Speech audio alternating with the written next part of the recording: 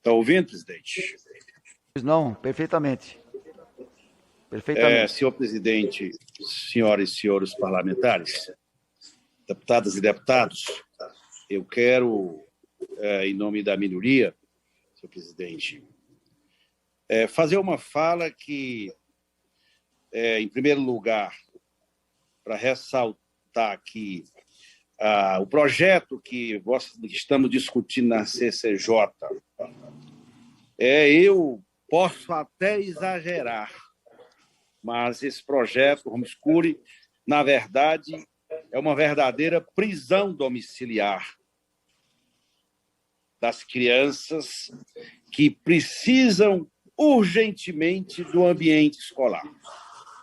É claro que o debate está sendo feito e a minha fala não vai tratar do tema, ainda que eu faça essa consideração inicial, senhor presidente, porque essa ideia de que a família está em primeiro lugar, não é o Estado, a família, o que ela precisa é de proteção do Estado, não é o Estado se omitindo, se excluindo da sua função primordial, que é dar educação, que é dar escola para as crianças. Portanto, essa ideia que a família está acima de tudo e cabe aos pais decidir o destino de suas crianças, nós sabemos qual é o destino. É a diminuição da proteção que o Estado precisa fazer das crianças, e o ambiente escolar é central nesta discussão.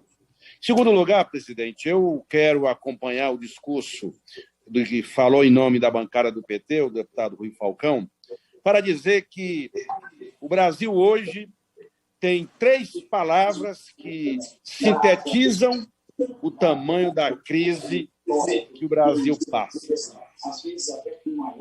Renda do brasileiro cai 10%. Ao mesmo tempo que o PIB dá um crescimento tímido, pífio, a renda dos brasileiros e brasileiras cai 10%. Que economia é essa? Que crescimento é esse? Que PIB é esse que só destrói, diminui a renda do brasileiro?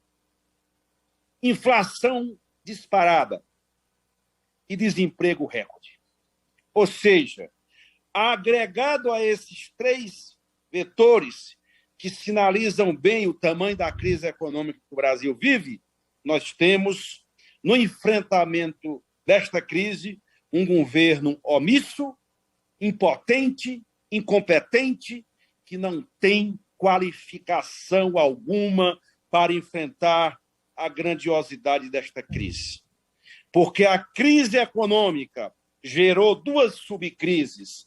A crise sanitária, da Covid-19, e aí já são quase 480, meio milhão de brasileiros e brasileiras já perderam suas vidas. Agora, agregado a isso, é a fome. Eu sou de uma região que as pessoas não têm, muitas vezes, como acontecia no passado, um caroço de nada para botar na panela. E agora, além da panela vazia, você tem as famílias do sertão do Nordeste e das periferias das grandes cidades sem condição de comprar um botijão de gás de 100, 105, ou na minha cidade, que está R$110. Como pode o Brasil ter esperança num governo que não tem condições nenhuma, nem competência? É um verdadeiro genocídio patrocinado por este governo. A Câmara deveria estar discutindo quais medidas nós precisamos tomar para salvar o emprego. Não é fazer como a base do governo quer. E começou-se uma boataria dizendo que o governo é contra a reforma administrativa, que é coisa do presidente da Câmara. A reforma administrativa, que foi votada a sua admissibilidade, está montada a comissão especial, é uma determinação do governo, porque vê no serviço público nenhuma importância para a condução das políticas de proteção da sociedade do povo brasileiro.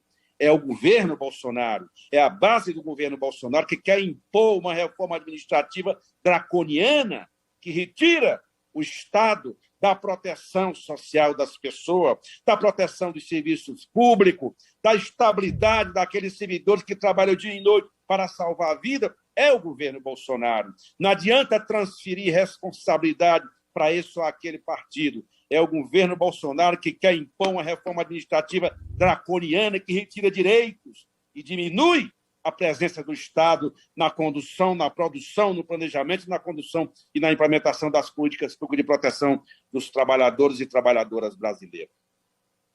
A fome se alastra e as pessoas estão passando por enormes privações nos grandes centros urbanos, nas periferias das cidades, nas zonas rurais, porque até hoje, senhor presidente, senhoras e senhores parlamentares, eu recebi um telefonema do secretário de Desenvolvimento Agrário no estado do Ceará, o Diaci Diniz, que ele dizia: acabaram de cortar o programa do leite, presidente Rui Falcão.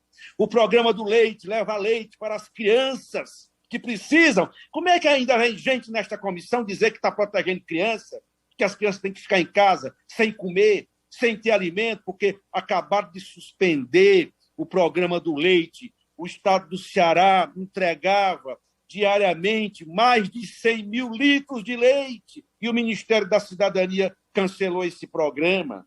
Estão cancelando os créditos para a agricultura familiar e o agricultor familiar está passando por enormes privações.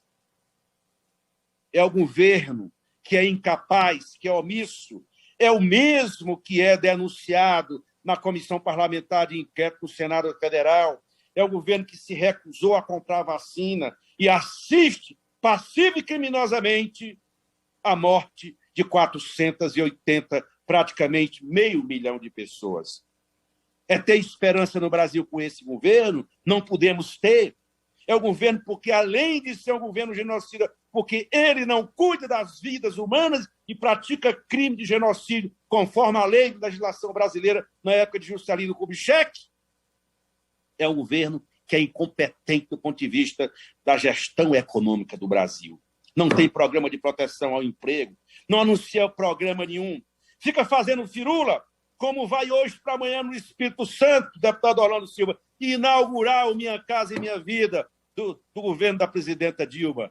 As moradias que estão lá no Espírito Santo foram construídas no governo anterior, no nosso governo, ele vai lá só inaugurar. Fica perambulando pelo país sem apresentar solução nenhuma. Como deu azar, foi inaugurar a transposição de São Francisco, uma obra do presidente Lula, daqueles que têm compromisso com a infraestrutura hídrica do país, e terminou, foi quebrando a bomba da estação elevatória. Esse é o governo que não apresenta saídas nenhuma para a grandiosidade da crise que o Brasil vive. Conclua, deputado, por favor. Nós, portanto, senhor presidente, eu concluo, nós precisamos, portanto, dar um basta. Não tem outro caminho. A Câmara não pode silenciar. É basta do governo genocídio. Temos que abrir o impeachment deste governo, porque o Brasil não vai suportar até o final de 2022. Muito obrigado. Presidente,